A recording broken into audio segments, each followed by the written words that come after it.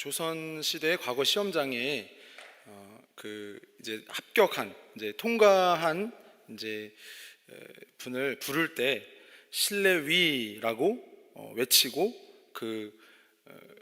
시험에 이제 합격한 그 이름을 불렀습니다. 이를. 근데 이제 신례위하고 아무개라고 부를 때 그 자리에 이제 앞에 먼저 통과한 선배들이 이제 가만히 놔두지 않죠.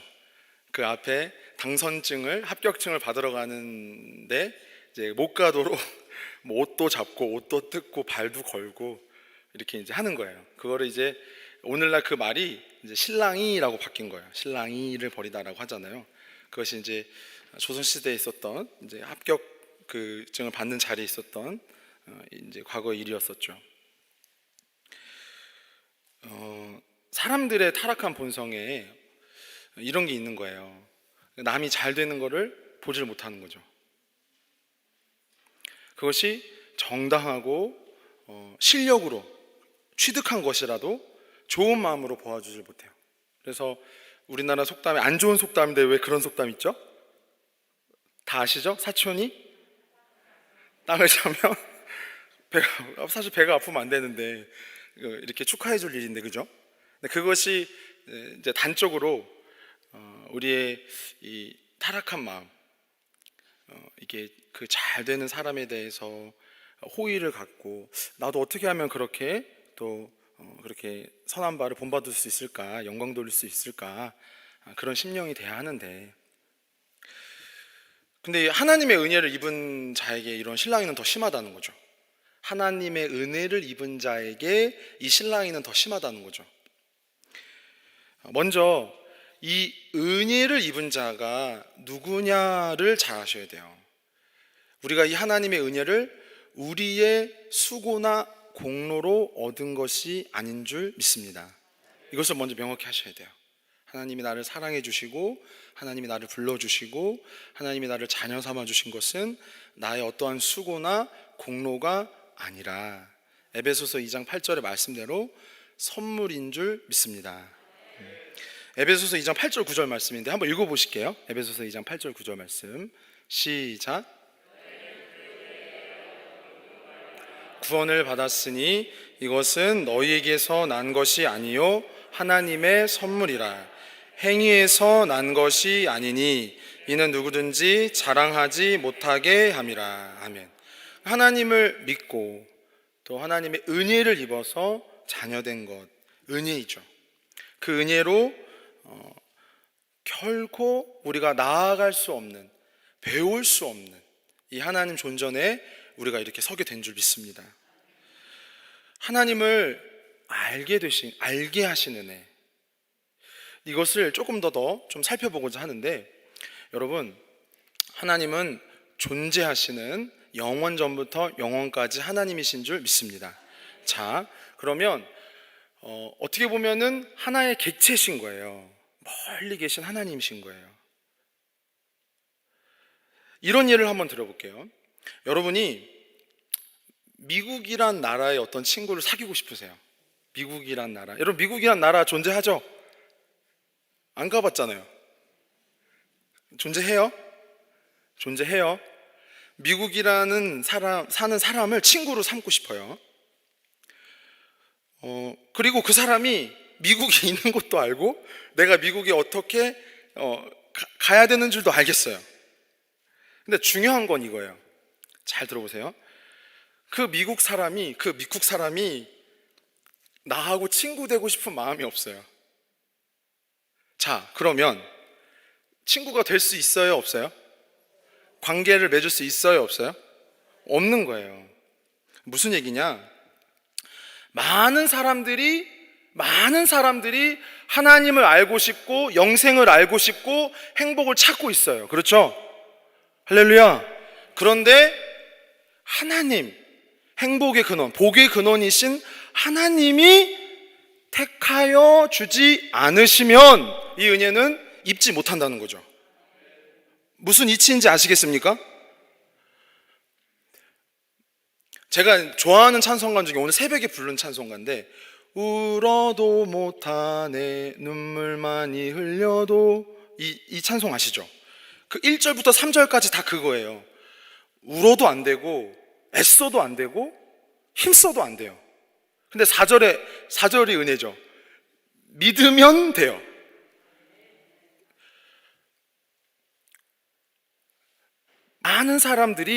지구상의 많은 사람들이 행복하고 싶어하고 영생을 얻고 싶어하고 진리에 대해 알고 싶어 하는데, 그 진리의 주체이시고 복의 근원이시고 존재하신 하나님이 우리를 불러주시고 그 마음에 허락하셔야만 믿음이 임하는 줄 믿습니다. 이 이치를 아셔야 돼요. 요한복음 15장 15절 16절인데요. 한번 같이 읽어보시겠습니다. 요한복음 15장 15절 16절 시작. 종이라 하지 아니하리니 종은 주인이 하는 것을 알지 못함이라.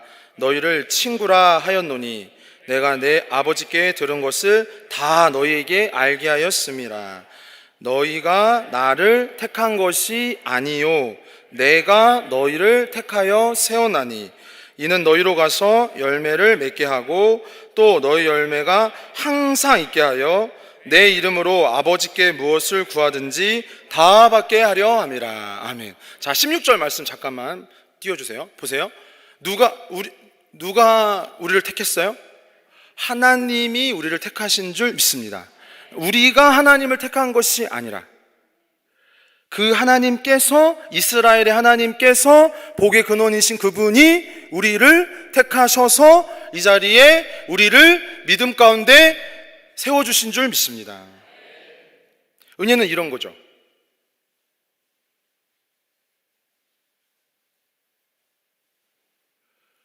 절대로 우리가 주인이 될 수 없고 자랑할 수 없고 내세울 수 없습니다. 철저하게 아무것도. 오직 우리는 그리스도만을 자랑해야 할 줄 믿습니다. 은혜 주시는 하나님이 나를 불러주셔서 예수 그리스도 안에서 나를 속량하셔서 자녀 삼아 주셨으니 이제 우리는 뭐예요? 모든 세상의 부정한 데에서, 악한 데에서 건진받은 줄 믿습니다. 이제 우리는 종이나 노예가 아니라 하나님의 친구요, 감히 하나님의 자녀인 줄 믿습니다. 그리고 이제 뭐예요? 그 나라, 그 백성으로 우리를 변화시켜 가시는 거죠. 요한계시록 21장 2절에 보면 이렇게 말씀하세요. 우리를 신부로 비유하시죠. 한번 같이 읽어보실까요? 요한계시록 21장 2절 시작. 새 예루살렘이 하나님께로부터 하늘에서 내려오니 그 준비한 것이 신부가 남편을 위하여 단장한 것 같더라. 아멘. 우리들이 이 땅에서 죄와 악이 간영하지만 하나님의 은혜로, 오직 은혜로 그리스도의 속량함을 입어 그리스도의 신부로 변화되어 가는 줄 믿습니다. 그러나 여러분 잘 들으십시오. 그러나 이 은혜를 입은 자들은 세상에서 고초를 당한다는 거죠. 실랑이를 당한다는 거예요. 나 합격했는데, 하나님이 나 불러줬는데, 아무개야 라고 나를 불렀는데, 은혜를 입었는데, 그 앞에 나가려고 하는데 잡아 끄는 거죠. 실랑이를 벌이는 거죠.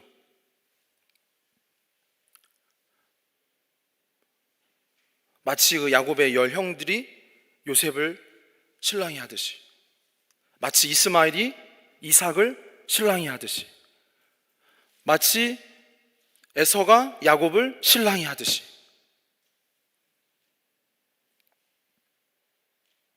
진리를 믿지 않는 자들이 형성해 놓은 반하나님적이고 비진리적인 사회의 시스템들이 우리를 계속 괴롭게 하고 있습니다. 여러분 지금 이거 이제 피부로 계속 느끼셔야 돼요.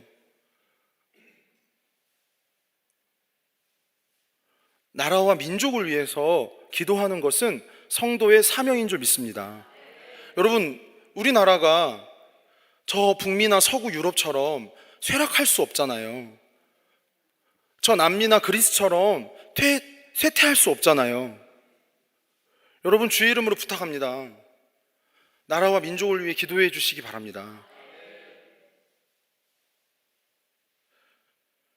점점 시스템적으로, 사회 체계적으로, 법망으로 진리에 대해, 하나님에 대해, 참된 것에 대해, 온전한 것에 대해 자꾸 실랑이를 벌이는 거예요.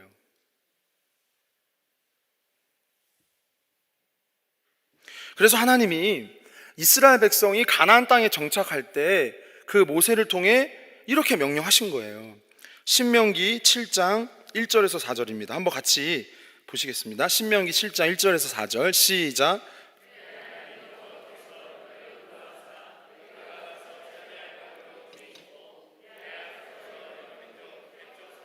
기르가스 족속과 아모리 족속과 가나안 족속과 브리스 족속과 히위 족속과 여부수 족속 곧 너보다 많고 힘이 센 7 족속을 쫓아내실 때에 내 하나님 여호와께서 그들을 내게 넘겨 내게 치게 하시리니 그때 너는 그들을 진멸할 것이라. 그들과 어떤 언약도 하지 말 것이요 그들을 불쌍히 여기지도 말 것이며 또 그들과 혼인하지도 말지니 네 딸을 그들의 아들에게 주지 말 것이요 그들의 딸도 네 며느리로 삼지 말 것은 그가 네 아들을 유혹하여 그가 여호와를 떠나고 다른 신들을 섬기게 하므로 여호와께서 너희에게 진노하사 갑자기 너희를 멸하실 것임이니라. 아멘. 주님 분명히 뭐라고 명령하셨어요? 그 땅을 내가 너희에게 줄 텐데, 아브라함과 이삭과 야곱에게 약속한 대로 그 땅을 너희에게 줄 텐데 그 땅의 원주민들을 몰아내라. 그 땅의 원주민들의 풍습을 몰아내라. 그 땅의 원주민들의 종교를 몰아내라. 그리고 분명하게 명시하셨어요. 뭐라고 명시하셨어요? 너의 아들을 주지 말라. 너의 딸을 주지 말라. 그들을 너희 며느리로 삼지 말고 그들을 너희 사유로 삼지 말라. 할렐루야. 각인하시기 바랍니다. 각인하시기 바랍니다. 왜요? 우리 이스라엘은, 우리 성도는 하나님의 특별한 사랑을 입었기 때문입니다. 하나님의 특별한 은혜를 입었기 때문입니다. 그렇기 때문에 이 신앙과 이 진리의 체계와 영적인 우선순위에 대해 우리는 잘 보존하고 잘 지켜야 하는 사명이 있는 줄 믿습니다. 그래서 이렇게 구체적으로 삶에 적용하시는 말씀을 주신 거죠. 가나안 7 족속의 부패와 타락상은 이미 창세기 19장에 잘 나타나요. 창세기 19장에 단적으로 잘 나타나요. 무슨 일인지 아시죠? 하나님의 사자 두 분이 소돔과 고모라에 사는 롯에게 찾아왔어요. 방문했는데 소돔과 고모라 사람들이 어떻게 했어요? 동성연애 하겠다. 그렇게 얘기하는 거예요. 정확하게 동성연애 하겠다. 이미 430년도 더 전에. 그러면 여러분에게 묻겠습니다. 여러분의 아들을 그들에게 주어야 합니까? 여러분의 딸을 그들에게 주어야 합니까? 대답을 해보십시오. 이게 왜 이렇게 고개 찢어? 오케이, 아닌 건 알겠는데 대답하기 싫으세요? 마스크를 써서 말씀이 잘 안 들렸던 것 같아요. 그죠? 다시 한번 기회를 드릴게요. 여러분의 딸을 그들에게 주어야 합니까? 여러분의 아들을 그들에게 주어야 합니까? 아니, 그런 타락상과 부패상과 하나님이 미워하고 싫어하시는 것을 삶의 체계와 질서로, 법으로 이렇게 꾸려나가는 사람들 가운데 우리 아들을, 우리 딸을 줄 수 없죠. 할렐루야. 지금 마음에 결단하십시오. 혹시 지금 마음에 의혹이 있거나 오리무중이 있으시다면 확실하게 결단하셔서 그렇게 불신앙하는 데에 내 아들과 내 자녀를 주지 않겠다. 여러분 꼭 결단하시기 바랍니다. 그러한 모습에서, 그러한 결단으로 우리가 뭐예요? 은혜 입은 자로서, 하나님의 특별한 은혜 입은 자로서 존재하고 있음을, 그러한 삶의 양상을 나타내는 거죠. 그러니 실랑이가 있죠. 늘 실랑이가 있는 거죠. 그러나 언제나 여러분 정신을 차리시고 모이기에 힘쓰셔서 이 은혜가 아니었다면 나도 그들처럼 됐겠구나.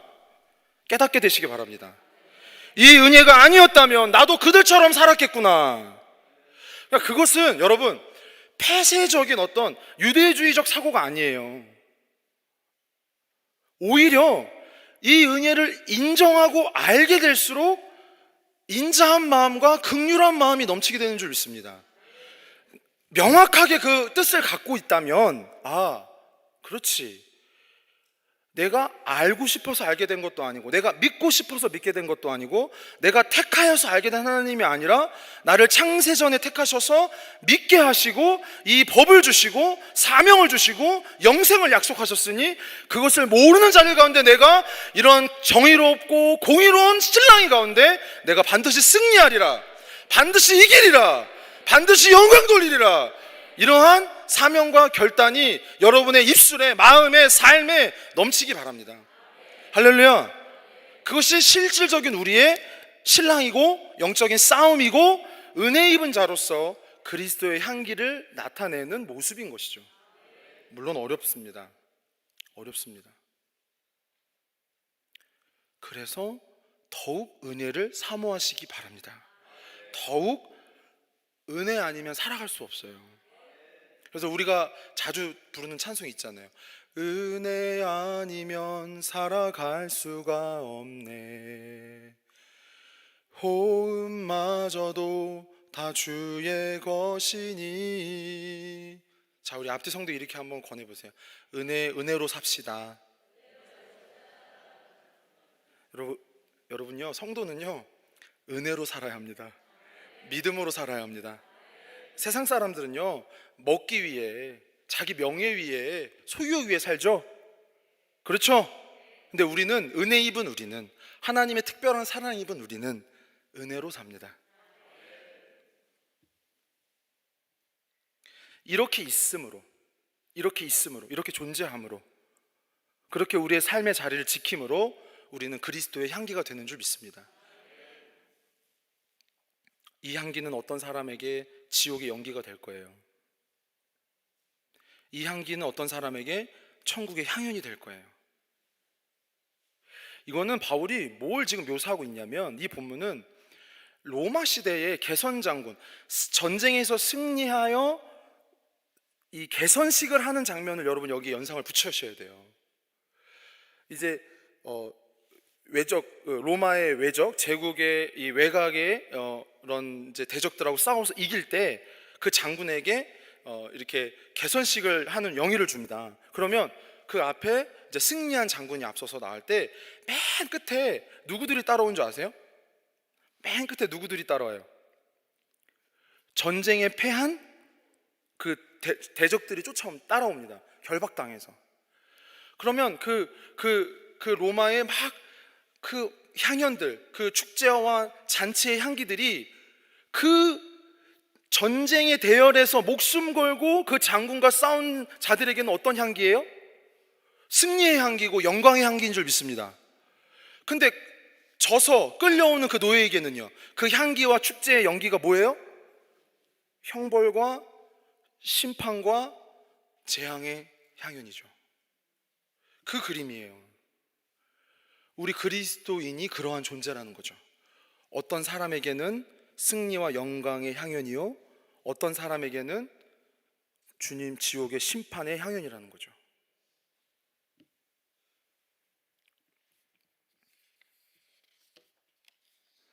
그래서 우리는 이렇게 살아야 합니다. 히브리서 11장 36절 38절 말씀입니다. 한번 같이 보시겠습니다. 시작.